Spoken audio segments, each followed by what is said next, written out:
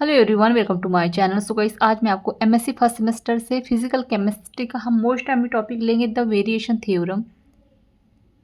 Most टाइमी topic है guys, हमेशा एग्जाम में आते रहता है। इसको आपको अच्छे से कंप्लीट करके जाना है। और अगर आपको नोट्स परचेस करने हैं तो उसके लिए आप मुझे व्हाट्सएप पे मैसेज कर सकते हैं। डिस्क्रिप्शन पे व्हाट्सएप नंबर शेयर कर दूंगी। तो चलिए देखते हैं।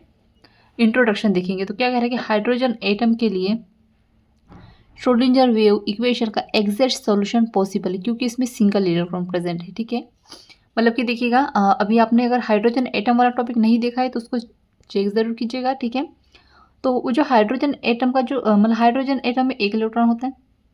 ठीक है, अब सिंगल इलेक्ट्रॉन के लिए जो श्रोडिंगर वेव इक्वेशन है वो पॉसिबल है। ठीक है, उससे आप उसका जो एग्जैक्ट सॉल्यूशन है वो निकाल सकते हैं। लेकिन क्या कह रहा है आगे कि यदि यदि सिस्टम में एक से अधिक इलेक्ट्रॉन होते हैं तो उसके लिए श्रोडिंगर वेव इक्वेशन का सॉल्यूशन पाना कठिन होता है। ठीक है, और हाइड्रोजन के लिए तो ठीक है, लेकिन अदर एटम के लिए श्रोडिंगर वेव इक्वेशन का सॉल्यूशन पाना काफ़ी ज़्यादा कठिन होता है। इस प्रकार के केस में अप्रोक्सीमेट मेथड का उपयोग किया जाता है। ठीक है, वेव मैकेनिज्म में दो प्रकार के अप्रोक्सीमेट मेथड का उपयोग किया जाता है, जिनमें से एक है वेरिएशन मेथड।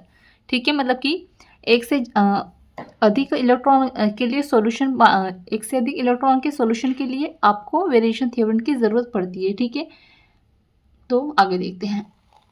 तो इसका डेरिवेशन दिया जाता है। ठीक है, फिजिकल केमिस्ट्री में जो आपका एमएससी फर्स्ट सेमेस्टर है उसमें आपको फिजिकल केमिस्ट्री में काफ़ी ज़्यादा डेरिवेशन मिलेंगे। ठीक है, उसके बाद में फिर अगर सेकंड सेमेस्टर में जाते हैं, थर्ड सेमेस्टर में तो उतना कुछ नहीं रहता है। ठीक है, लेकिन जो फर्स्ट सेमेस्टर है आपका काफ़ी ज़्यादा मेनली है और ये ही ज़्यादा बेसिक चीज़ें इसी में। ठीक है, चलिए देखते हैं। तो वर्टिएशन मेथड के अकॉर्डिंग वेव फंक्शन जाई को सिस्टम की लोवेस्ट एनर्जी देता है, वह सिस्टम के एक्यूरेट वेव फंक्शन से क्लोजेट होता है। इस मेथड का उपयोग किसी सिस्टम की लोवेस्ट या ग्राउंड स्टेट एनर्जी लेवल को डिटरमाइन करने के लिए किया जाता है। ठीक है, आगे देखते हैं।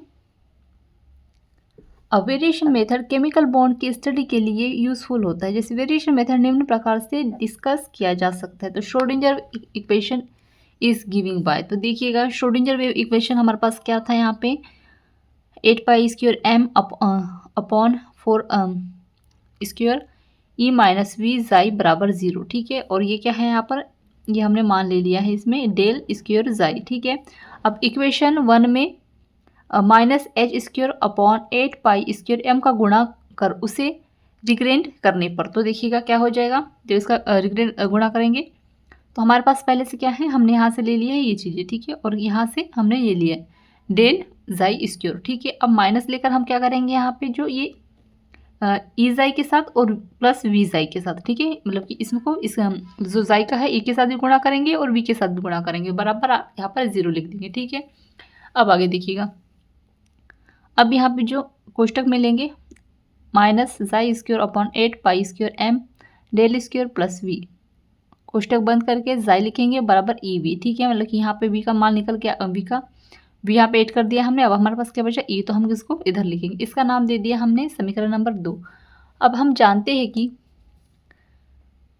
-h² अपॉन 8π² m यानी डेल स्क्वायर प्लस वी, ये कहाँ से लिया है हमने, यहाँ से लिया है। ठीक है, इसके बराबर हम लेंगे h। अब ये क्या है, हैमिल्टोनियन ऑपरेटर है। क्या है ये, कैप जो है इसको हम पढ़ेंगे कैप h, और ये हैमिल्टोनियन ऑपरेटर है। आगे देखते हैं। अब फ्रॉम इक्वेशन, अब समीकरण नंबर 2 से हम यहाँ से हमारे पास क्या मिल गया है, कैप h और जाई बराबर ई जाई, इसको नाम दे दिया हमने क्या, समीकरण नंबर 3। अब इक्वेशन 3 में दोनों साइड जाई स्टार का मल्टीप्लाई करने पर, इंटीग्रेट करने पर, ठीक है, तो यहाँ पर देखिएगा हमारे पास क्या है जाई स्टार, क्योंकि हमको जाई स्टार का क्या करना है, मल्टीप्लाई करना है। ठीक है, तो दोनों किस में करेंगे, यानी कि इसमें इसके साथ भी करेंगे और इसके साथ भी करेंगे। तो सेम हमने यहाँ पे क्या लिख लिया, बराबर करके दोनों में ऐड कर दिया हमने जाई स्टार जाई स्टार। अब समीशन जाई स्टार एच जाई, और इसमें हम क्या करें डी टाउ, फिर यहाँ पर यहाँ पर अभी हम डी टाउ लगाएंगे और समीशन लगाएंगे। ठीक है, अब इन चीज़ों को हम यहाँ पर लिखेंगे सेम। ठीक है, अब यहाँ पर इनको इस तरह से भी लिख सकते हैं हम और इस तरह से भी लिख सकते हैं। तो ई बराबर हमने यहाँ पर क्या ले लिया, ये दोनों चीज़ों को ऐड कर दिया। ठीक है, अब इफ जाई इज नॉर्मलाइज सो, तो यहाँ पे समेशन जाई और जाई स्टार का मान हमारे पास आ गया है 1।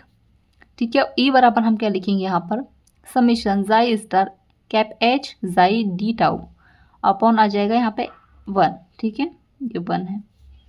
अब ई बराबर समीशन जाई स्टार एच जाई डी टाउ, और इसको हम इस तरह से लिख सकते हैं कि ई बराबर यहाँ पर कोष्टक में लेंगे जाई एच और यहाँ पर क्या आ जाएगा ये जाई स्टार, ठीक।